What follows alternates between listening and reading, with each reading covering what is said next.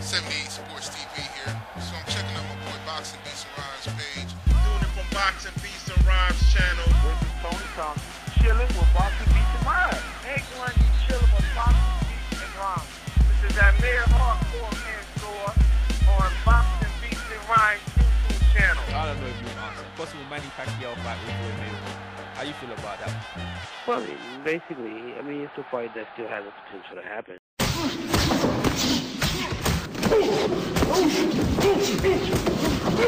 Manny Pacquiao's eyes, I don't know if it was the angle I was viewing him from on the Box Nation feed.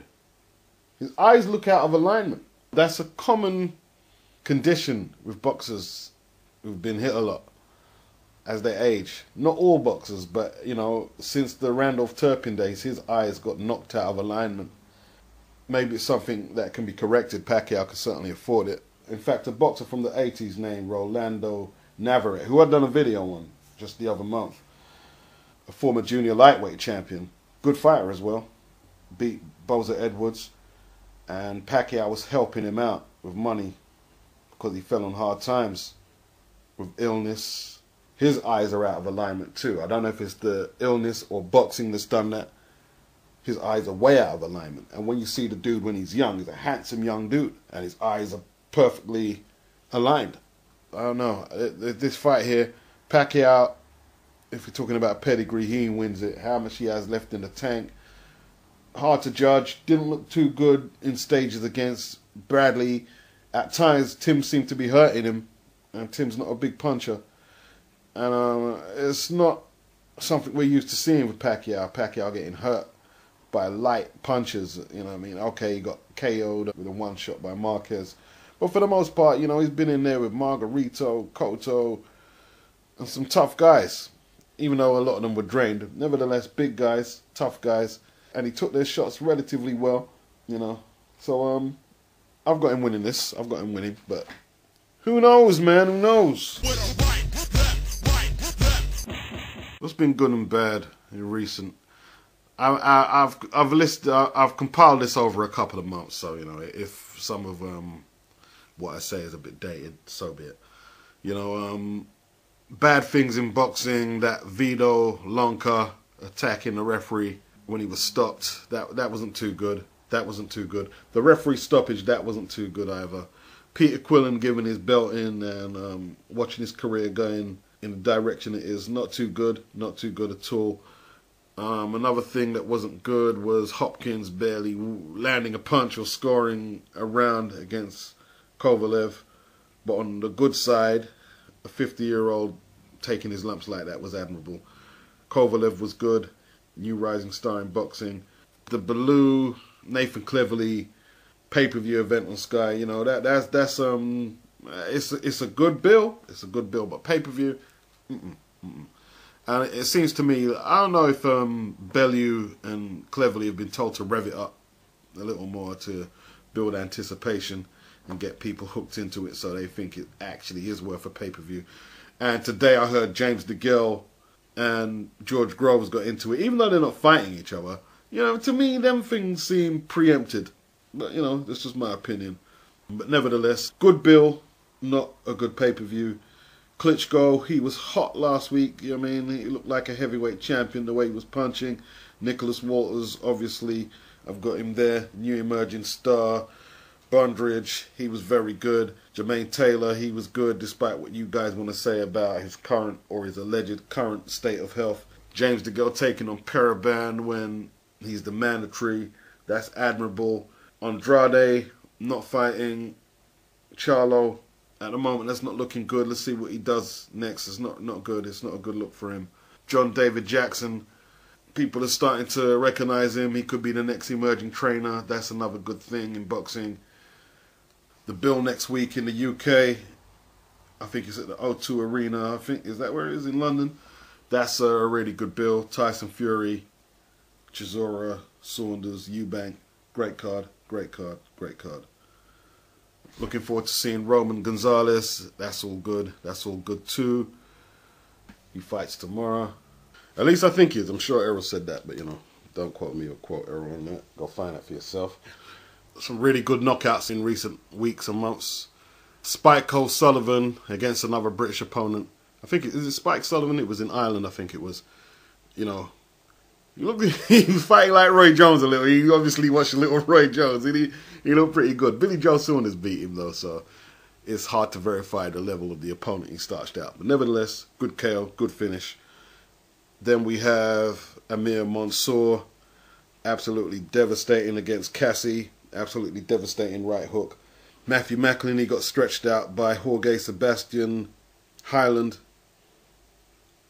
And that KO was a little different from the rest of them because this was a prolonged beating for Macklin, and he just put the exclamation mark on the proceedings and finished him off, man. You know, you know, like I think since I've been in the YTBC, I look for a lot more rather than punches in boxing, and that's just through listening to a lot of you channels. It's widened my scope of what I need to be looking out for, and this guy is a good fighter. This guy, I like the move he done before he finished off Macklin. Like, he had Macklin near to the ropes and he didn't want to get hit, obviously. So he used his forearms to push Macklin's arms back where he couldn't get no leverage and had to waste vital seconds trying to reset himself. He sort of pushed Macklin's arms back, but he pushed them down. So by pushing them down, Macklin can't get his hands back up to defend himself. He can't throw nothing. And this just left him wide open. And he lined him up with a straight left and then a right came over. It was good night Vienna. And yeah, and his punch rate, his volume punching was absolutely extraordinary. I have to say that, man, you know. But Macklin, he looked a bit fleshy around the midriff. Not fleshy, but I see Macklin look a little harder around the body than what I saw there. You know, but yeah, some really good knockouts, man. You know, and that's always good. Knockouts are always good. You got knocked the fuck out, man! Give me my goddamn money. I'm not too familiar with this Dennis Dowling. I'm not too familiar with him, aka Mama's Boy, I believe his nickname is. Chris Eubank Jr. says Groves will need to box off his jab if he's to beat brawler Dennis Dowling. Okay, that's Chris Eubanks Jr. talking to Boxing News. He's a brawler, Jr. said. I actually sparred him the day I got off the plane, so I was jet lagged. And then we went into a 4-round war. Obviously, I wasn't at my best, but it was good because he's a come-forward fighter. It would be a good fight against Groves. If Groves is to beat him, he's to box on his jab, but like he can do, like I've seen him doing sparring. Apparently, Eubanks was around when Ruckman's son and whoever, the English dude, was sparring and all that. The fights to the death bullshit, but he steered clear of all that business there. Manny Pacquiao was sensational tonight. He put on a clinic and it proved that he was much more than just a power puncher. Manny Pacquiao is obviously targeting a knockout against Chris Algieri. They're saying he looks really hungry this training camp, but they say that every training camp, don't they? So, you know, I mean, the fight's tomorrow, so I'm not going to read no more into that. You know, we know what Pacquiao can do. To a degree, we know what Chris Algieri can do. Well, let me keep that real. I don't know as much as Chris Algieri as some of you guys, because he hasn't really fought nobody notable, in my opinion. So maybe there's more to come, and maybe there's more you see that he can do than I'm seeing right now. So, I mean, I respect that. I'll leave that there. I am ranked #1. One! That means I'm the best. But this bomb is taking the easy matches, fighting other bombs. I'm telling you and everybody here, I'll fight him anywhere, anytime. Antonio Tarver. If I fought Tyson Fury in the UK, it would be the biggest fight in British boxing history. Shut up! No. You're 46. Even in your prime, just after you beat Roy Jones, maybe if you fought a Ben or a Eubanks, but no, they were finished by then. Maybe a Calzaghe. It would have scored on the Richter scale. Don't get me wrong. It would be a memorable moment in British boxing. You'd have to be in your prime to at least register as a top 20 all-time British fight. It'd have to be in your prime.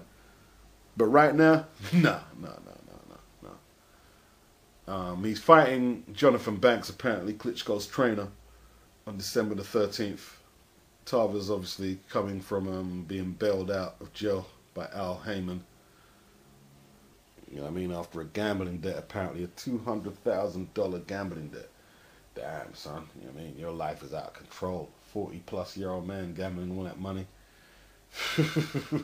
You know, that's the kind of story where the bad luck boxing story comes later. Unless he can fix up. He needs to fix up quick. You know? He's the same age as me. You got to be doing better than that, man. Come on, man. Surely. But, you know, he's got to promote himself, so that's why he's talking all that yards right there. I think a David Haye and Tony Ottava matchup, that would be quite interesting in the UK. That would be quite interesting. I would say that, though. I've got Tony Bellew beating Nathan Cleverly. He just looks more confident. Nathan is, to me, Bellew is winning the mental war. You know, Bellew looks more relaxed, playing his music. He's strutting about the place like he owns it. Cleverly, he's just wound up and he's really tight, and he seems to be taking what's being said to heart. That could tip it in, but I'm going to go for Bellew. He didn't look that fat as everyone's saying. You know, he looks perhaps in better shape than what I saw him last time. Looks in decent condition, you know. Nathan has the more streamlined, ripped type physique. But yeah, I mean, it's not a bodybuilding contest, is it? I'm going to go for Bellew. I think he has to score a stoppage, though. Or it could go points and he still could do something.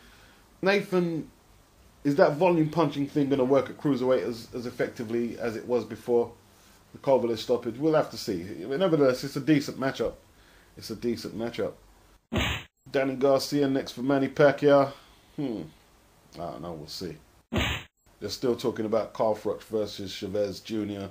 Bob Arum tells the press that they're ready to do it. So it looks like that is going to happen. Roy Jones is guiding Jesse Vargas through his first world title defense. What do you mean his first? Is he the official champion now? Wasn't he just interim?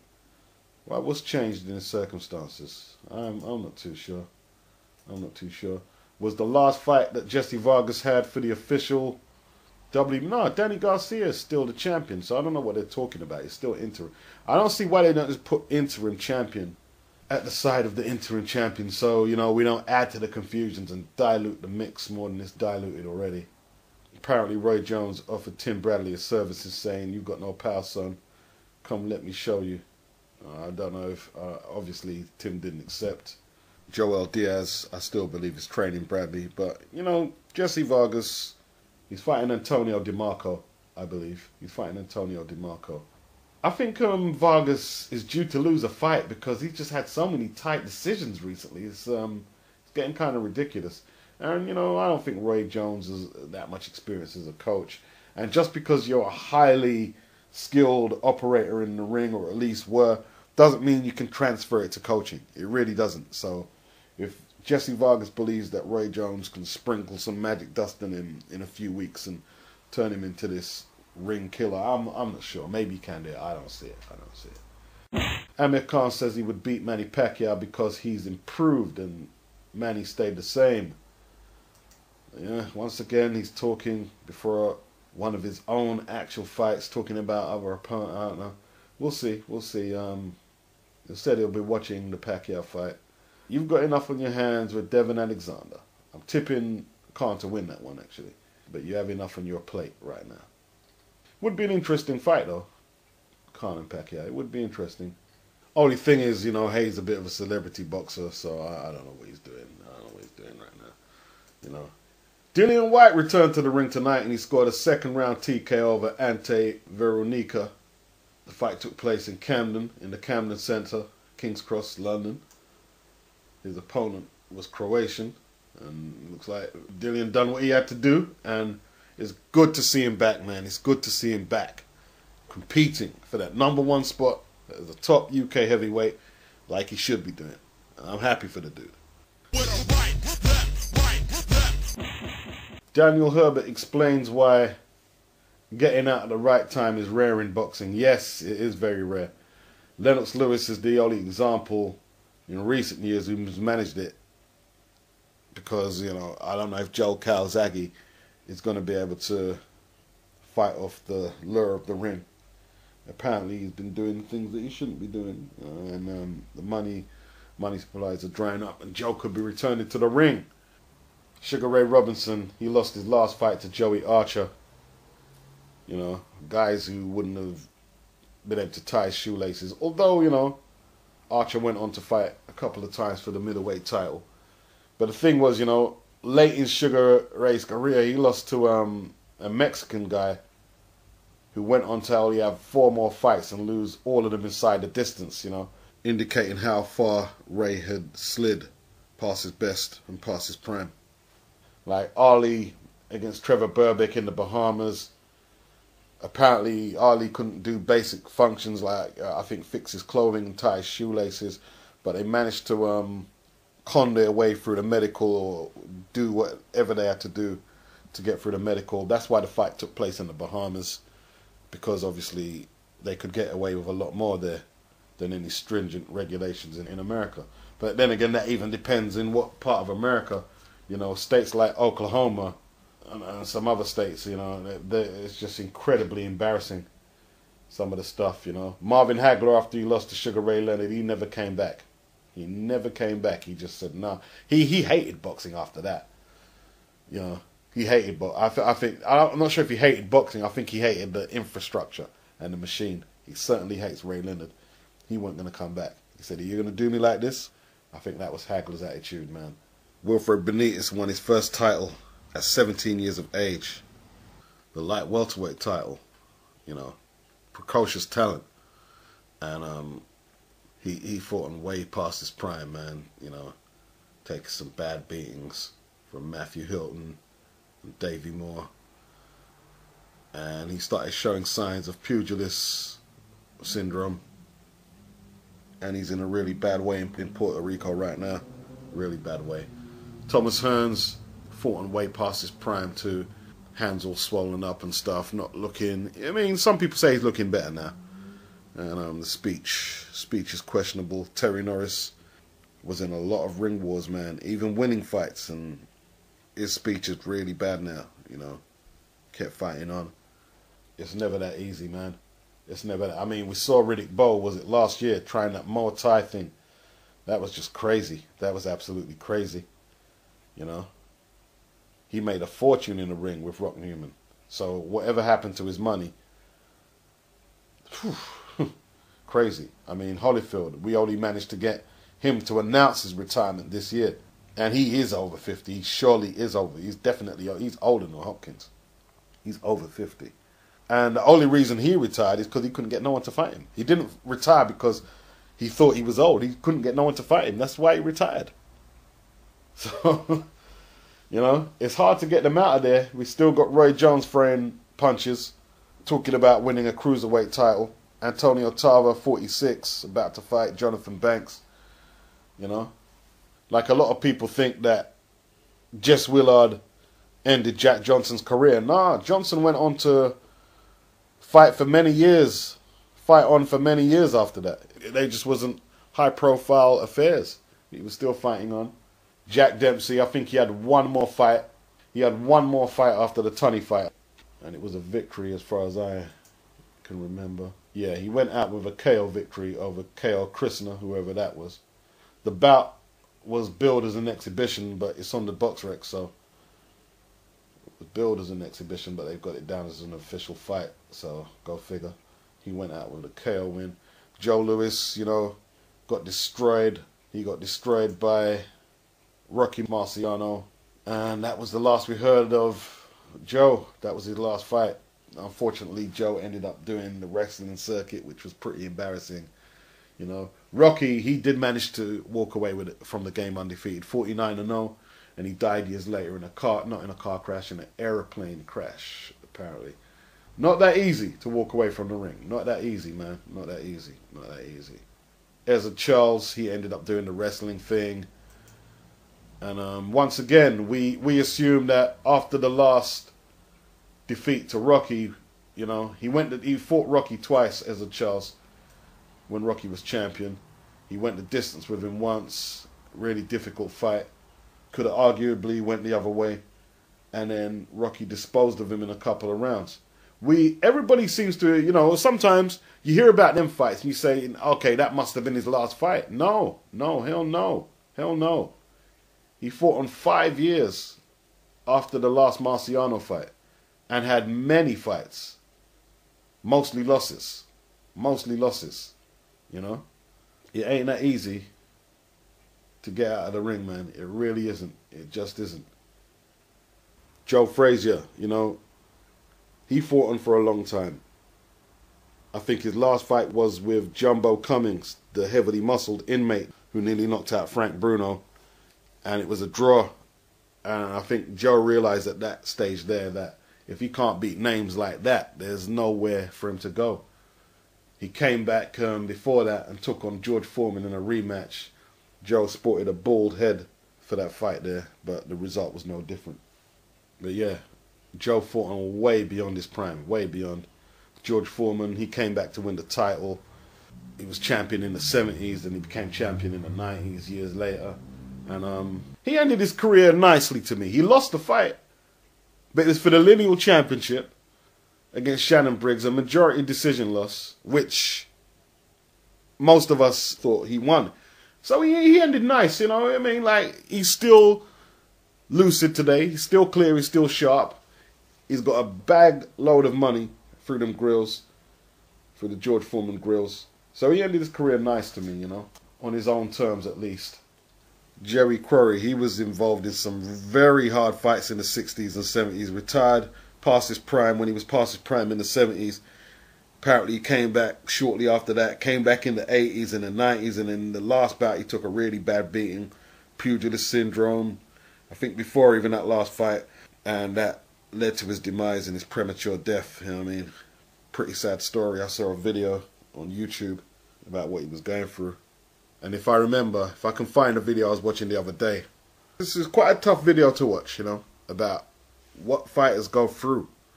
You get actual footage from live fighters, their family, medical profession, and it's an eye-opener. It's an eye-opener.